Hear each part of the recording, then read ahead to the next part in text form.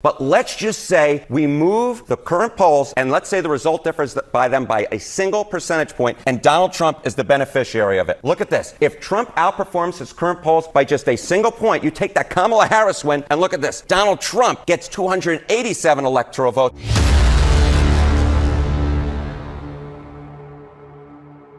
Isn't it nice whenever the fake news media finally tells the truth about something?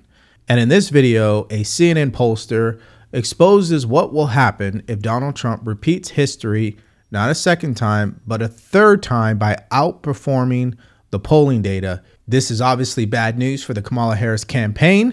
And so obviously the debate that's coming up shortly here is a huge deal. Watch. And just point out how close this race has been. Consistently close. All right, campaigns where any candidate led by at least 5 points in the polls. Look, most of the time there's at least some stretch where one of the candidates is ahead by at least 5 points.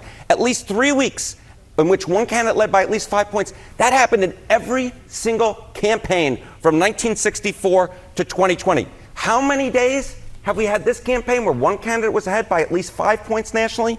Look at this. Zero days. 0 days. The fact is this race has been consistently tight in a way that we have never seen before, Mr. Berman. This is always versus never. Correct. Now let's pause. I want you guys to pay attention to something. So if Donald Trump won in 2016, which Hillary Clinton was ahead by more than 5 points, and Biden barely won by the skin of his teeth and he was up 9 points, you do understand that Kamala Harris and Donald Trump are tied. So that right there is a problem already. That's why they got Biden out of there, because obviously his poll numbers were worse than where Kamala Harris is right now. All right, the battleground polls that we're looking at. Give us some perspective on how close they are. Sometimes we look at these 7 close states and, you see all these numbers that are up there and you go, I can't make heads or tails of it. So I just want to sort of combine them and look at the Democrat versus Donald Trump in those 7 closest battleground states. Look at the 2020 final margin and average across these 7 states. It was Biden plus 0.9 points. You don't think that could get any closer? We can, in fact, get closer. Look right now, Kamala Harris up, but get this, by just 0.6 points on average. Only about half a point, 0.6 of a point. My goodness gracious. That is how tight we are talking right now across these 7 battleground states. It is a race, Mr. Berman, that is well within the margin of error when you look across these 7 key battleground states that will determine this election. You look at this and you go, 0.3%. Then, they're basically the same. Okay, really quick, because they're about to change the screen. You see 0.9 and you see 0.6. 0.9 was the ending result. So when Biden won the election, he won it by 0.9% in the battleground states. Okay. But understand something. He was up by a large margin in the polling data in those battleground states. So he underperformed and Trump overperformed. The difference between Biden and Hillary Clinton is he was polling twice as much as she was. She was at 5, he was at 9, right? Kamala Harris is not even polling better than Hillary Clinton. And I've been saying this in the videos. And we're bringing this up again because don't get blackpilled by this propaganda media that wants to make you feel like Donald Trump is not going to win this election. It's his election to lose. He still has the advantage, and you're going to see why. All right, so let's just say the polls match up perfectly to what the results end up being. Kamala Harris would win this election with 292 electoral votes to Donald Trump's 246. But let's just say we move the current polls, and let's say the result differs by them by a single percentage point, and Donald Trump is the beneficiary of it. Look at this. If Trump outperforms his current polls by just a single point, you take that Kamala Harris win, and look at this. Donald Trump gets 287 electoral votes, because the bottom line is Pennsylvania would flip up here, and you would also get this flip out in Nevada over here. And that, my friends, is what we're talking about. We are talking about the closest campaign in a generation where a single point could make all the difference in the world. John, this is a truly exciting race right now where any slight movement can make all the difference in the world. Yeah. So one thing I do agree with him on is how 1 point will make the difference in this election. I don't believe it's as close as the media wants us to believe, because majority of the polls are, they lean Democrat. Most of the people responding are Democrat. So these polling data, and it's already been proven not once but twice, that the polling data is underestimating Trump's support. Now, let's not forget what happened, okay? He was nearly assassinated. And a lot of people came out publicly saying, you know what, I now endorse him and I'm going to vote for him. And there's still a lot of people who are going to vote for him, but they're not going to tell anyone because they don't want the attention. They don't want to debate with anybody. They don't want any confrontation with their family members. They're not going to say anything. They're going to wait till election day. They're going to vote for Trump and not say nothing.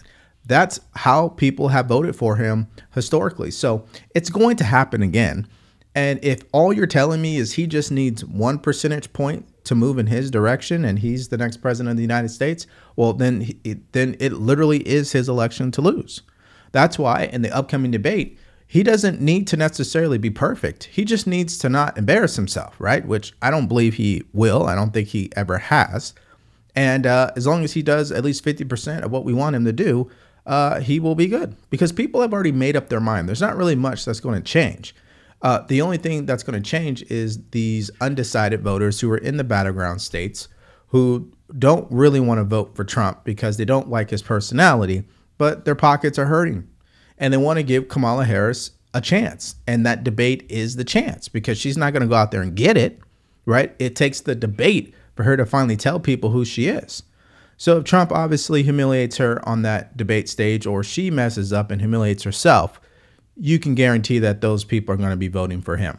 Now, this is obviously on CNN, and I always tell you guys, they pick and choose how they want to report the poll numbers. That's why I like looking at other pollsters who have built up a lot of credibility. And one of those happened to be Nate Silver, who was in charge of the 538 poll that in the last election I had paid attention to a lot. But he since left 538 because it's now owned by ABC, by the way. And he has his own thing. And this is what his forecast says. Okay, so here's his forecast. And what he's saying is, after all of these simulations, based on the coding, based on his algorithm, what is the percentage chance that this candidate will win the election? Now, currently, he has Trump at 61.5 and Kamala Harris at 38.3. Now, if you think about when she was announced, July 30th, okay? Trump started at 61.3. She started at 38.1. And what happened? The media obviously hyped her up. All this fundraising took place. People got on board. And it was this honeymoon. This is what you're seeing. This is her honeymoon that pretty much went all the way until the DNC. And then since the DNC, it has declined by, let's see, since the DNC, she was at 53.6. Now she's at 38.3. So what is that, 15? She's declined by 15 percentage points, according to his forecast. And Trump, on the other hand, he's gone from 45% to 61%. And that is what, 15%, 16. If Kamala Harris was doing as great as the media wants you to believe, then the numbers wouldn't look this way. She would not be in a tie with Donald Trump. She would not be within the margin of error like Donald Trump. She would be polling way better than Joe Biden, and she's not. And I'm not talking about in California. I'm talking about in Pennsylvania, Michigan, and Wisconsin. Those are 3 particular states where she needs to be doing better than what she's doing, and she's not. So this brings me to the last point here about how valuable each state is according to Nate Silver. Now, Pennsylvania is the most important one because it has a 34% chance of tipping the election for either candidate. And then Michigan, and then Georgia, and then North Carolina. So right now, it's more likely that Trump is going to win Pennsylvania. You can argue that Michigan is a toss-up and that Kamala Harris might just take Georgia. Okay, some final points on why this matters. You have the debate happening on September 10th. I think that is the last major event that's going to take place besides Election Day where people are going to make up their minds, okay? We're talking about the undecided voters. This is the only time they're truly going to see Kamala Harris for who she is. They're not going to see her at a rally that way. They're not going to see her in these softball interviews. The debate that is unscripted with no audience no notes. She's not sitting down. So she's already in a position where she's going to be uncomfortable. This is when you're finally going to see her. Now, hopefully the moderators are somewhat decent. I don't believe they will be, but let's give them the benefit of the doubt. Second point for you guys. This is Donald Trump's election to lose. Okay. He still has the advantage. I would argue he's still ahead because remember, he overperforms on election day. So he is still ahead. And he's focusing all of his attention on Pennsylvania, Michigan, and Wisconsin. And if he continues to do that, and he speaks to those undecided voters and he shows up to the debate and does what he's supposed to do, she's not going to win. And this leads me to my final point. What should you and me be doing to make sure this happens? We should make sure that we are registered to vote. You need to make sure you're registered to vote, that your friends are registered to vote, and your family members are registered to vote, and that they show up on election day. Now, you can vote either way. You can vote by mail or you can vote in person. It doesn't really matter. Just make sure you vote, right? So make sure if you do know someone who isn't, that you help them vote. And all you have to do is go to a simple website. It's called vote.org. Vote.org. Very simple. Vote.org.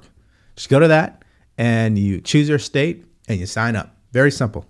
So that's my mindset. What's yours? What do you guys think about what this CNN pollster said and this Nate Silver forecast as it pertains to where Donald Trump is? Do you believe, here's a question for you, leave your answer in the comment section. Do you believe he's going to overperform again on election day? Do you agree with me that there are a lot of people out there that will not come out publicly and say they're voting for Trump, but they will vote for him privately? I want to know what your answers are and more in the comment section below. Thank you for checking out the video today. Stay grateful, stay focused, and stay true. Peace.